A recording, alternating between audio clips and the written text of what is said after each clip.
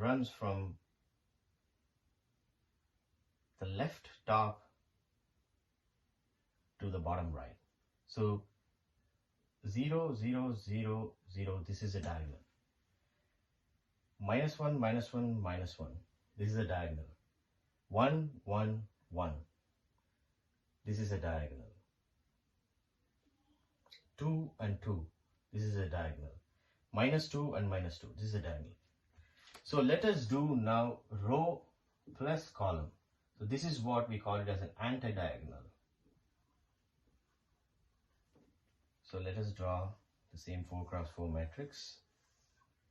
1, 2, 3, 1, 2, 3, and 4. 0, 1, 2, 3, 0, 1, 2, and 3. So anti-diagonal runs from the top right to the bottom left. So let's add the row plus column. 0 plus 0 is 0, 0 plus 1 is 1, 0 plus 2 is 2, 0 plus 3 is 3. 1 plus 0 is 1, 1 plus 1 is 2, 1 plus 2 is 3, 1 plus 3 is 4. 2 plus 0 is 2, 2 plus 1 is 3, 2 plus 2 is 4, 2 plus 3 is 5.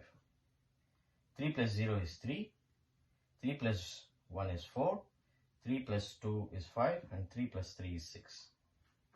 So as we can see, friends, 1, 1 is a diagonal. And the longest diagonal is 3, 3, and 3. 2, 2, 2 is an anti-diagonal. 1, 1 is an anti-diagonal. 3, 3, 3 is an anti-diagonal.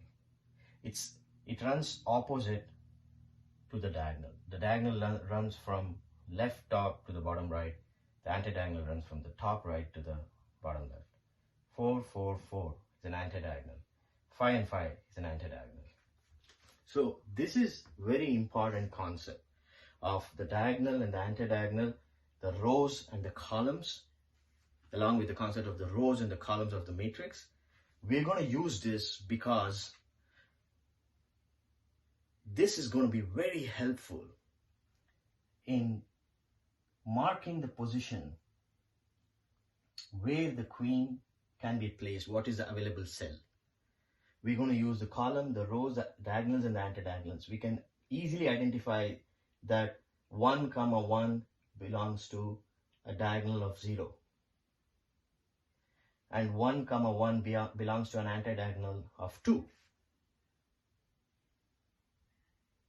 So that is how we are going to give the address of each cell where the queen will be positioned.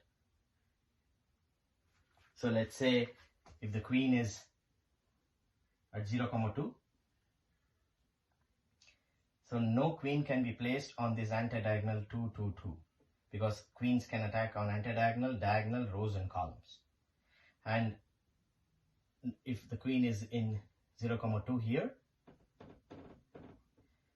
no queens can be placed in this diagonal, -2 and -2, on this diagonal, or on this anti-diagonal, or on this row, 0th row, or the second column. No queen can be placed. So this is the concept which is very important in solving this n-queens problem. The concept of the row, the concept of the column, the concept of the matrix, the concept of the diagonal, and the concept of the anti-diagonal. So in the next couple of videos, we are going to look at the pseudocode in Java. And we are going to analyze the call stack for a few scenarios for the deeper understanding. We'll set the categorical foundation of deeper understanding. We'll analyze the call stack frame by frame. And as you all know from my previous videos, we will use one of my favorite algorithm, that is the backtracking. And we all know the anatomy of the backtracking algorithm. We have a for loop. We add something to a slate, we backtrack, and we remove from the slate. And when It satisfies a base condition at the starting of the method or function. We add it to the main slate or the main list, the output.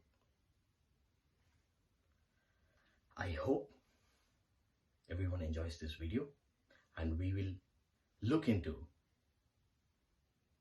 the call stack analysis in the upcoming videos. Thank you so much, friends.